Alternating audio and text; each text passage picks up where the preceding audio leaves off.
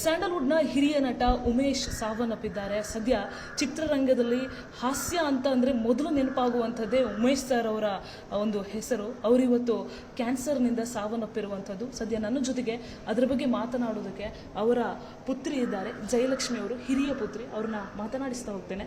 Madam, ಎಷ್ಟೊತ್ತಿಗೆ ಆಗಿದ್ದು, ಏನು ಸಮಸ್ಯೆ ಆಗಿತ್ತು? 7:20ಕ್ಕೆ 8:20ಕ್ಕೆ ಏನಾಗಿತ್ತು ಮೇಡಮ್ ಸರ್? ವೆಂಟಿಲೇಷನ್ ಹಾಕಿದ್ದಿಲ್ಲ, 19th ಹಾಕಿದ್ದು. ಟೋಟಲ್ 20 ಡೇಸ್ ಆಯ್ತು ಇವತ್ತಿಗೆ. ಸರ್, ಏನು ಸಮಸ್ಯೆ, ಆರೋಗ್ಯ ಸಮಸ್ಯೆ ಏನಿತ್ತು? ಅದೇ ಅವತ್ತು ಬಿದ್ದರು, 10th ಫ್ರ್ಯಾಕ್ಚರ್ ಆಯಿತು. ಅವತ್ತಿಂದ ಆಮೇಲೆ ಗೊತ್ತಾಯಿತು ಲಿವರ್ ಕ್ಯಾನ್ಸರ್ ಫುಲ್ ಸ್ಪ್ರೆಡ್ ಆಗಿದೆ ಅಂತ. ಎಷ್ಟು ಟೈಮಿಂದ ಇಲ್ಲಿ ಚಿಕಿತ್ಸೆ ಪಡ್ಕೊಳ್ತಾ ಇದ್ರು? ತಿಂಗಳ ಹತ್ತು ಬರ್ತಾನೆ. ಅಂದರೆ ಏನು, ನಿನ್ನೆ ಏನಾದರೂ ಸ್ವಲ್ಪ ಆರೋಗ್ಯದಲ್ಲಿ ಜಾಸ್ತಿ ವ್ಯತ್ಯಯ ಆಯಿತಾ? ಏನಾಗಿತ್ತು? ಲೋ BP, ಮಾಮೂಲು BP ಕಡಿಮೆ ಆಯಿತು. ಆಮೇಲೆ ಕಣ್ಣೆಲ್ಲ ಹೇಳ್ತಾ ಕೈ ತೋರಿಸಿ ಹೇಳ್ತಾ ಇದ್ದೆ. ಏನಾದರೂ ಹೇಳಿದ್ರ ಸರ್? ಕೊನೆದಾಗ ಏನಾದರೂ ಮಾತು ಹೇಳಿದ್ರು?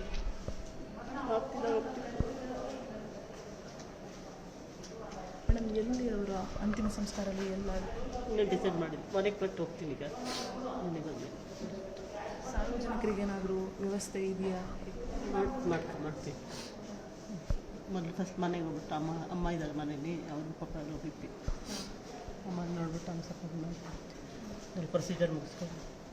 ಈಗ ಅಭಿಮಾನಿಗಳಿಗೂ ಕೂಡ ಇದೊಂದು ದೊಡ್ಡ ಶಾಕೆ. ಯಾಕಂದರೆ ಉಮೇಶ್ ಸರ್ ಅಂತ ಅಂದರೆ ಅವರ ಮಾತುಗಳು, ಅಪಾರ್ಥ ಮಾಡ್ಕೋಬೇಡಿ ಅಂತ ಹೇಳ್ತಾ ಇದ್ದ ಆ ಸ್ಟೈಲು ಎಲ್ಲ ಜನ್ರೇಷನ್ಗೂ ಕೂಡ, ಅಂದರೆ ಚಿಕ್ಕ ಜನ್ರೇಷನಿಂದ ಹಿಡಿದು ವಯಸ್ಸಾದವರು ಎಲ್ಲರಿಗೂ ಕೂಡ ಅವರು ಒಂದು ನಗಿಸ್ತಾ ಇದ್ರು. ಅದೆಲ್ಲ 32 ಇಯರ್ಸ್ ಆಯ್ತು. ಅಣ್ಣ ದೊಡ್ಡವನು 33 ಇಯರ್ಸ್ ಆಯ್ತು ಆಕ್ಸಿಡೆಂಟಾಗಿ.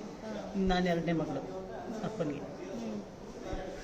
ನಿಮ್ಮ ಜೊತೆಗೆ ಏನಾದರೂ 2 ತಿಂಗಳು ಏನಾದರೂ ಹಂಚ್ಕೊಳ್ತಾ ಇದ್ರ? ಅದಕ್ಕೂ ಬಿಫೋರ್ ಏನಾದರೂ ಅದೇ ತುಂಬ ನರಳಾಡ ಬಂದು ಹೋಗ್ಬೇಕು ಅಂತ ಯಾವಾಗ ಹೇಳ್ತಾ ಇದ್ದೆ.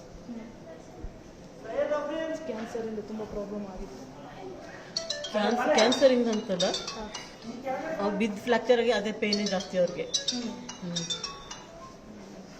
ಹಲೋ, ಇದು ಅವರ ಹಿರಿಯ ಪುತ್ರಿ ಆಗಿರುವಂತಹ ಜಯಲಕ್ಷ್ಮಿ ಅವರು ಹೇಳ್ತಾ ಇರುವಂತಹ ಮಾತುಗಳು. ಅಂದರೆ ಕ್ಯಾನ್ಸರ್ನಿಂದ ಜೊತೆಗೆ ಮನೆಯಲ್ಲಿ ಬಿದ್ದಾಗ ಅವರಿಗೆ ಕಾಲು ಪೆಟ್ಟಾಗಿತ್ತು, ಸೊಂಟ ಪೆಟ್ಟಾಗಿತ್ತು. ಇದರಿಂದ ವಿಚಾರ ಗೊತ್ತಾಯಿತು ಕ್ಯಾನ್ಸರ್ ಇದೆ ಅನ್ನುವಂಥದ್ದು. ಕಳೆದ 1 ತಿಂಗಳಿಂದಲೂ ಕೂಡ ಇಲ್ಲಿ ಟ್ರೀಟ್ಮೆಂಟ್ ತಗೊಳ್ತಾ ಇದ್ರು ಅನ್ನುವಂತಹ ಮಾಹಿತಿಯನ್ನು ಕೊಟ್ಟಿದ್ದಾರೆ.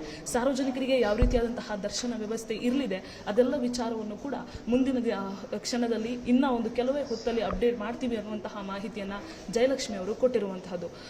ಕ್ಯಾಮರಾಮ್ಯಾನ್ ರಾಯ್ಡು ಜೊತೆ ಪ್ರಗತಿ ಶೆಟ್ಟಿ, ನ್ಯೂಸ್ 18 ಬೆಂಗಳೂರು.